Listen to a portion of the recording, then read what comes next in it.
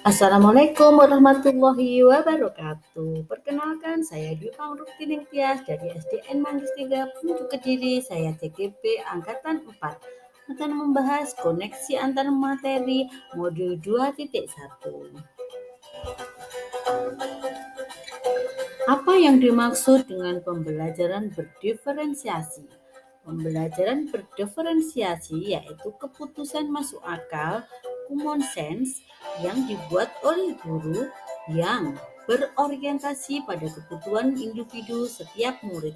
Pembelajaran berdiferensiasi haruslah berakar pada pemenuhan kebutuhan belajar murid dan bagaimana guru merespon kebutuhan belajar individu setiap muridnya.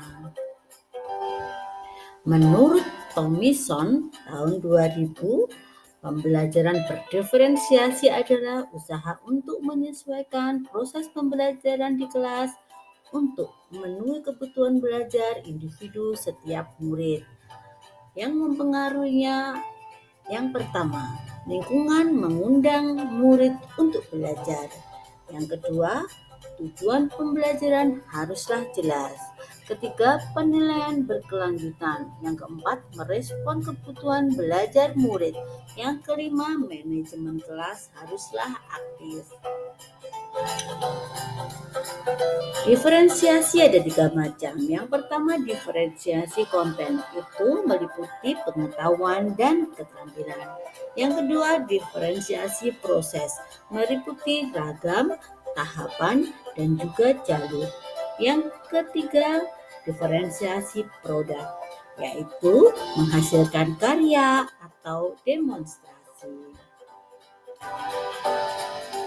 Identifikasi kebutuhan murid ada 3. Yang pertama, kesiapan belajar murid. Apakah murid itu cepat atau lambat, konkret atau abstrak, mandiri atau butuh bantuan. Yang kedua, minat murid. Minat murid bersifat individu, keterkaitan akan pembelajaran, olahraga, hobi, dan lain-lain.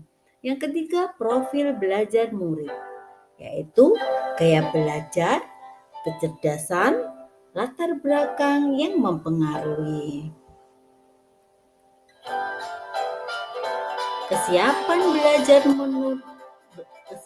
belajar murid atau equalizer seperti berikut ini. Minat murid. Yang pertama, membantu murid menyadari ada kecocokan antara sekolah dan keinginan mereka belajar sendiri. Yang kedua, menunjukkan hubungan antara semua mata pelajaran.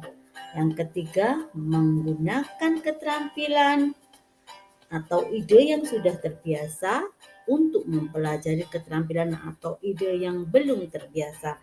Yang keempat, meningkatkan motivasi belajar murid.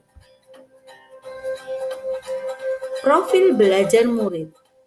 Yang pertama, dipengaruhi oleh lingkungan. Bisa suhu, tingkat aktivitas, tingkat kebisingan, dan jumlah cahaya. Yang kedua, berpengaruh budaya. Santai atau terstruktur, diam atau ekspresif, personal atau impersonal. Yang ketiga, yaitu visual. Belajar dengan melihat gambar, PowerPoint, catatan, peta. Yang keempat, auditory. Belajar dengan mendengarkan musik, ceramah, bicara dengan keras. Yang kelima, kinestetik. Belajar sambil melakukan, learning by doing. Bergerak, meregangkan tubuh, aktif. Keterkaitan materi dalam modul dengan guru penggerak. Yang pertama, pembelajaran berdiferensiasi memiliki keterkaitan dengan materi filosofi Ki Hajar Dewantara yang menjelaskan bahwa murid harus menjadi pusat pembelajaran. Guru harus menghamba pada murid. Ini hakikatnya pembelajaran untuk memenuhi kebutuhan individu setiap murid. Yang kedua, guru harus membuat mapping atau pemetaan kebutuhan belajar murid. Untuk itu, guru haruslah memiliki nilai-nilai mandiri dan efektif, kolaboratif, inovatif, dan berpihak pada murid. Yang ketiga, guru memiliki visi untuk melakukan perubahan positif dengan pendekatan inquiry apresiatif, yaitu kita harus berfokus pada kekuatan yang dimiliki oleh murid. Yang keempat, pembelajaran berdiferensiasi. Membentuk budaya positif di sekolah, murid terbiasa bertakwa kepada Tuhan Yang Maha Esa, berpikir kritis, berkebinekaan global, gotong royong, mandiri, dan kreatif. Demikian paparan dari saya tentang keterkaitan materi dengan modul sebelumnya. Semoga bermanfaat.